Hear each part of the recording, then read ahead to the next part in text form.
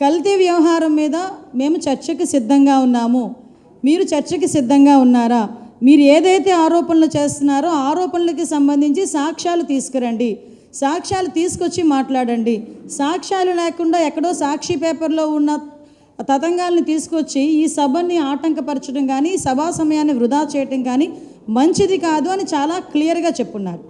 అయినా ఎగైన్ ఈరోజు మేము చర్చకు సిద్ధమని చెప్పి నిన్న మా మంత్రి గారు చెప్పిన తర్వాత కూడా ఎగైన్ ఈరోజు మళ్ళీ వాళ్ళు అదే చర్చ కావాలి అనేటప్పుడు కూడా మేము కూడా చెప్పున్నాం.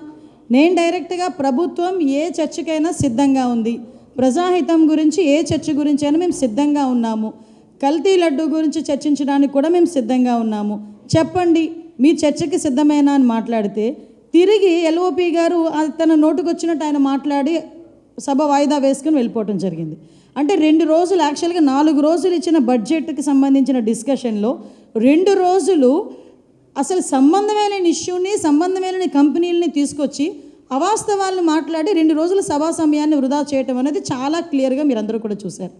యాక్చువల్గా వీళ్ళు నేను చాలా క్లియర్గా ఈరోజు ఛార్జ్షీట్లో కూడా సిబిఐ ఛార్జ్షీట్ కానీ సిట్ వాళ్ళు గవర్నమెంట్కి ఇచ్చిన రిపోర్ట్లో కానీ చాలా క్లియర్గా కల్తీ లడ్డు, ఆ లడ్డు విషయంలో అడల్ట్రేషన్ జరిగింది, గీలు అడల్ట్రేషన్ జరిగింది. కొన్ని సందర్భాల్లో అయితే అసలు గీయే కాదు, అది ఒక రసాయనాల ముద్ద అని చాలా క్లియర్గా అందులో పేర్కొన్నారు.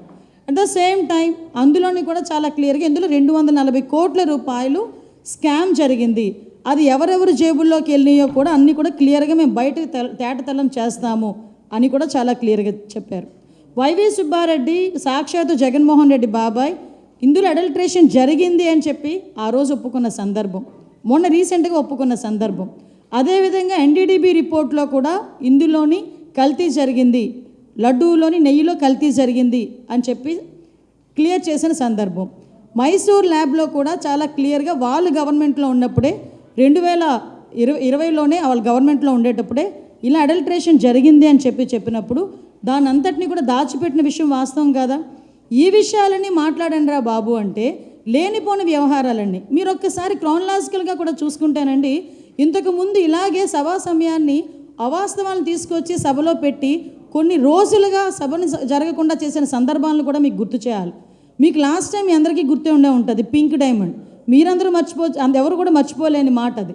పింక్ డైమండ్, దేవుడి మెడలో ఉండాల్సిన పింక్ డైమండ్ చంద్రబాబు నాయుడు గారి ఇంట్లో ఉంది, లేకపోతే బ్రాహ్మణి గారి మెడలో ఉంది అని చెప్పి సభా సమయాన్ని వృధా చేసి సభను కూడా స్తంభింపచేస్తామని చెప్పే పరిస్థితి నుంచి రీసెంట్గా అసలు పింక్ డైమండే లేదు అనే పొజిషన్కి వచ్చే పరిస్థితి కనిపించింది.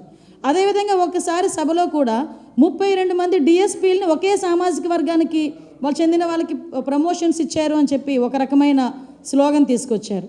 ఆ తర్వాత మనం చూస్తే అంటే వీళ్ళు చేసిన తప్పుల్ని పక్క వాళ్ళ మీద నెట్టాలి అంటే ఎక్కడ కూడా చిన్నపాటి సంకోచం కూడా ఉండదు. అదేవిధంగా బాబాయ్ హత్యని తీసుకొచ్చి నెక్స్ట్ డే మార్నింగ్ సాక్షి పేపర్లో చంద్రబాబు నాయుడు గారి చేతిలో కత్తి పెట్టి గొడ్డలు పెట్టి ప్రెస్లోని నారాసుర రక్త చరిత్ర అనేసిన సందర్భం, కోడికత్తి వ్యవహారాన్ని కూడా ఏదో సింపథైజర్ తీసుకోవాల్సిన సందర్భం. ఇవన్నీ ఎందుకు చెప్తున్నానంటే వీళ్ళ తాలూకా నేచర్ ప్రజలకి తెలియజెప్పాలి. అంటే ఈరోజు కల్తీ జరిగింది దాని గురించి చర్చించండి రా బాబు అంటే ఈరోజు ఇందాపూర్ కంపెనీ గురించి, హెరిటేజ్ గురించి మాట్లాడే సందర్భం నేను కూడా చాలా క్లియర్గా చెప్తా. హెరిటేజ్ సంస్థ అనేది 34 సంవత్సరాలుగా ఉన్న సంస్థ. ఈరోజు వరకు హెరిటేజ్ సంస్థ నుంచి ఏ ప్రభుత్వ రంగ సంస్థలకి కూడా ఎటువంటి సరఫరా కూడా జరగలేదు. నెయ్యి ఎటువంటి సరఫరా, ఏ దేవాలయాలకి నెయ్యి సరఫరా జరగలేదు. వాళ్ళొక సిద్ధాంతం పెట్టుకున్నారు, వాళ్ళ కంపెనీ నుంచి ఎటువంటి ఏ దేవాలయాలకి కూడా నెయ్యి సరఫరా చేయకూడదని సిద్ధాంతం పెట్టుకున్నారు. వీళ్ళు ఏదైతే ఇందాపూర్ కంపెనీ గురించి మాట్లాడుతున్నారో ఆ కంపెనీ నుంచి హెరిటేజ్, అది కూడా ఉత్తర భారతదేశంలో చీజ్, అదేవిధంగా స్కీమ్డ్ మిల్క్, అదేవిధంగా కొంత పన్నీరు వాళ్ళు హెరిటేజ్ వాళ్ళు కొనుగోలు చేశారే తప్పించి హెరిటేజ్ వాళ్ళు ఏది కూడా సరఫరా చేయలేదు. దేనికండి ఇంత రాద్ధాంతం చేస్తున్నారు? అసలు దానికి దీనికి సంబంధం ఏంటి? అరే కల్తీ జరిగిందిరా బాబు దాని గురించి మాట్లాడరా అంటే అలా కాదు, ఇప్పుడు ఇందాపూర్కిను హెరిటేజ్కి ఏదో సంబంధం ఉంది అంటే ఏంటంటే దేనికి సంబంధం లేని విషయాన్ని బయటకు తీసుకొచ్చి రాద్ధాంతం చేస్తే ప్రజలు మభ్యపెట్టేయచ్చు, వాళ్ళ తాలూకా తప్పులు కప్పిపుచ్చేయవచ్చు అనే సందర్భాన్ని అయితే చాలా క్లియర్గా చెప్తున్నాం. ఎందుకంటే వీళ్ళకి దేవుడితో రాజకీయాలు చేయడం అన్నది వీళ్ళకి చాలా వెన్నతో పెట్టిన విద్య. ఎందుకు అంటే వీళ్ళకి దేవుడి మీద ఒక నమ్మకం ఉండదు, ఒక భయం ఉండదు, ఒక భక్తి ఉండదు. మీకు తెలుసు ఏడుకొండలవాడ అని చెప్పేసి మాట్లాడే సందర్భం నుంచి 7 కొండలు ఎందుకు 2 కొండలు అన్నందుకు ఏం జరిగిందో వాళ్ళ ఫ్యామిలీలో మనందరం కూడా గుర్తుంది, అందరికీ గుర్తుంది, వాళ్ళకి కూడా గుర్తుంది. క్షమించాలి. కొన్ని సందర్భాల్లో కొన్ని గుర్తు చేయాల్సిన అవసరం మాకు కూడా ఉంది. ప్రజలకు రిజిస్టర్ అవ్వాలి. ఇది ఈరోజు ఎంతో పవిత్రంగా భావించే ఆ లడ్డు, తిరుపతి లడ్డు అంటేనే చాలా పవిత్రంగా భావించే తిరుపతి లడ్డు, అటువంటి తిరుపతి లడ్డూని కూడా కల్తీ నెయ్యి అనే కన్నా రసాయనాల ముద్ద అనొచ్చేమో. ఎందుకనంటే అందులో నెయ్యే లేదు. వాళ్ళ తాలూకా టెండర్లు ఎందుకు? మేము ఈరోజు మీ పరంగా వాళ్ళకందరికీ మేము చెప్తున్నాం, ఈరోజు కల్తీ లడ్డు గురించి చర్చించడానికి మేము సిద్ధంగా ఉన్నాం. ఎందుకు టెండర్లు మార్చారో చర్చిద్దాం రండి. ఎందుకు కొన్ని టెండర్ని డైల్యూట్ చేశారో చర్చిద్దాం రండి. ఎందుకు అంటే కంపెనీల్లో కూడా అసలు పాలకు సంబంధించిన ప్రొక్యూర్మెంట్ అవసరం లేదని అవి కూడా ఎందుకు పెట్టారో అది కూడా చర్చిద్దాం రండి. ఏ రసాయనాలు అందులో యూజ్ చేశారో చర్చిద్దాం రండి. ఎప్పటి నుంచి జరుగుతుంది, ఎన్ని కోట్ల స్కామ్ జరిగిందో చర్చిద్దాం రండి. మేము అన్నిటికీ చర్చించడానికి రెడీగా ఉన్నామని మేము చెప్తున్నాం. ఏసీలో ఎటువంటి నిర్ణయం తీసుకున్నా నిర్ణయాన్ని కట్టుబడి ఉంటామని మేము చెప్తున్నాం. ఇవన్నీ పక్కన పెట్టి ఈరోజు అబద్ధాలని, అవాస్తవాలని ప్రజల ముందు ఉంచేదానికి చేస్తున్న ప్రయత్నం చూస్తూ ఉంటే నిజంగా ఒక పక్క సిగ్గు అనిపిస్తుందండి. ఏదో ఒక జంతువు బురదలో పొర్లి బయటకు వచ్చి అందరికీ అంటించడానికి విధులిస్తుందట. ఆ పరిస్థితి అలా ఉందన్నమాట వీళ్ళ పరిస్థితి. అంటే అక్కడ వాళ్ళు బురదలో ఉండిపోయిన సంగతి తెలిసి కూడా అందరికీ బురద అంటించేస్తే మేము కూడా సంతోషంగా ఉంటాము. అదొక సైకిక్ నేచర్ అనమాట. ఆ సైకిక్ నేచర్తో మాట్లాడే సందర్భం అంటే నేను మరి ఎన్నో సందర్భాల్లో మేము మాట్లాడతాం, ఎవరితోనైనా ఆడుకోండి కానీ దేవదేవుడు వెంకటేశ్వర స్వామితో మాత్రం గేమ్స్ ఆడొద్దు అని. సేమ్ యాస్ట్రీస్గా మళ్ళీ అదే దేవుడి పేరు తీసుకొచ్చి ఈరోజు సభలో చేస్తున్న రాద్ధాంతం కూడా మీరందరూ కూడా చూస్తున్నారు. నిజంగా చాలా బాధ అనిపిస్తుంది. ఎందుకంటే వీళ్ళు పని ఒకటే. నాకు ఇంతకీ అర్థం కానిది ఏంటంటేనండి, సాక్షి పేపర్లో ఒక అనామకుడు కూర్చుంటాడు, ఏదో రాస్తాడు. వాడి ఫీలింగ్ ఎలా ఉంటుందో, అతని ఫీలింగ్ ఎలా ఉంటుందంటే ఇది ప్రపంచ స్థాయి ల్యాబొరేటరీలా ఫీల్ అవుతుంటాడు ఆయన. అందులోంచి ఒక కాగితం వస్తే ఆ కాగితం పట్టుకొని అక్కడ రాస్తాడు, ఇక్కడ రాద్ధాంతం చేస్తారు కౌన్సిల్లో. ఆడేదో రాస్తే అది పట్టుకొని వచ్చి చూపిస్తారేంటండి, నాకు అర్థం కాదు. మేము 4 రిపోర్ట్లు మేము చూపిస్తామంటున్నాం. ఎన్డీడీబీ రిపోర్ట్ చూపిస్తాం, మైసూర్ ల్యాబ్ రిపోర్ట్ చూపిస్తాం, ఛార్జ్షీట్లో సిబిఐ ఏం రాసిందో చూపిస్తాం, సిట్ రిపోర్ట్లో ఏముందో చూపిస్తాం. ఇన్ని రిపోర్ట్లు మేము చూపిస్తామని చెప్పి ఆఖరికి వైవి సుబ్బారెడ్డి ఏం మాట్లాడారో కూడా మేము చూపిస్తాం. ఇన్ని మేము చూపిస్తామంటే ఇవన్నీ కాదట సాక్షి పేపర్ తీసుకొస్తాడు. సాక్షి పేపర్ కానీ ప్రపంచ స్థాయి గుర్తింపు ఏమైనా ఉందా?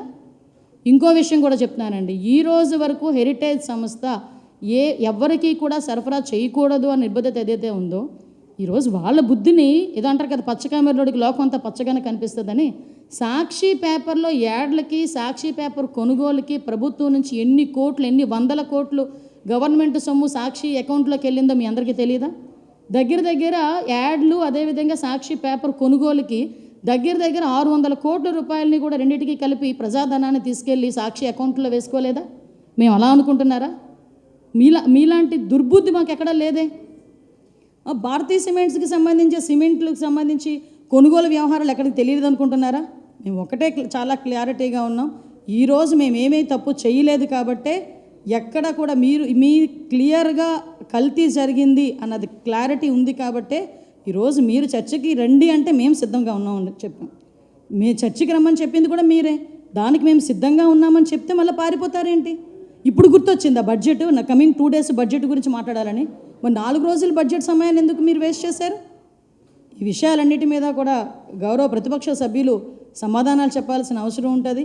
మేము చాలా క్లియర్గా ఉన్నాం. ప్రజాహితం, మళ్ళీ చెప్తున్నా, ప్రజాహితం గురించి మేము ఎటువంటి చర్చలకైనా మేము సిద్ధంగా ఉన్నాం. మేము ఆధారాలతో నిరూపిస్తాం. మీకు దమ్ముంటే ఆధారాలు తీసుకొచ్చి మాట్లాడండి. ఏదో గుడ్డ కాల్చి మొహం మీద వేస్తాము మీరు తుడుచుకోండి అంటే అది అవ్వదు. ఇది ప్రజాస్వామ్యం, ప్రజలకి మనం సమాధానం చెప్పాలి. ఈరోజు ఇక్కడ కూర్చొని మాట్లాడుతున్నానంటే ప్రతిపక్షాలకు మేము సవాల్ ఇవ్వడానికి కాదు, ప్రజలకి మేము చెప్పుకోవాలి కాబట్టి, ప్రజలకి చెప్పాలి కాబట్టి మేము క్లియర్గా ఇక్కడ కూర్చొని మాట్లాడుతున్నాం. దయచేసి ఇది అర్థం చేసుకోవాల్సిందిగా కోరుకుంటున్నాం. 2 వాయిదా తీర్మానాలు, ఒకటి కల్తీ లడ్డు మీద చర్చ గురించి, వాళ్ళు ఈ హెరిటేజ్ గురించి అని ఇచ్చారు. రెండింటినీ కూడా క్యాన్సిల్ చేశారు. 2 వాయిదా తీర్మానాలు వాళ్ళే ఇచ్చుకుంటారు, 2 వాయిదా తీర్మానాలు వాళ్ళే తిరస్కరించుకుంటారు, మళ్ళీ వాయిదా వేసుకుంటారు, మళ్ళీ ఎగైన్ వచ్చి మా మీద బురద చల్లుతారు, వెళ్ళిపోతారు.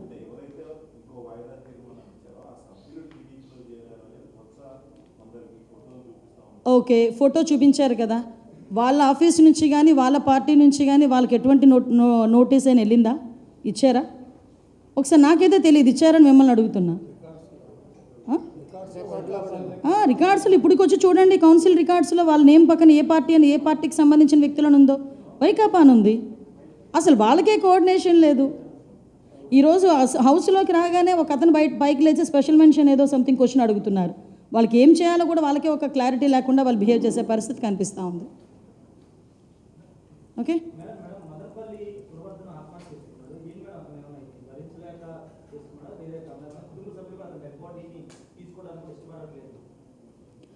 అతను ఒక యాక్చువల్గా గాంజా మత్తులో ఉన్నాడు, గాంజా కూడా అలవాటై ఉన్న పరిస్థితి. యాక్చువల్గా మీ అందరికీ తెలుసు, నేను ఎంత హీట్ జనరేట్ అయిందో మీ అందరికీ కూడా తెలుసు. అందరం కూడా బాధపడ్డాం, దానికి మనస్తాపం చెంది ఆత్మహత్య చేసుకున్నాం.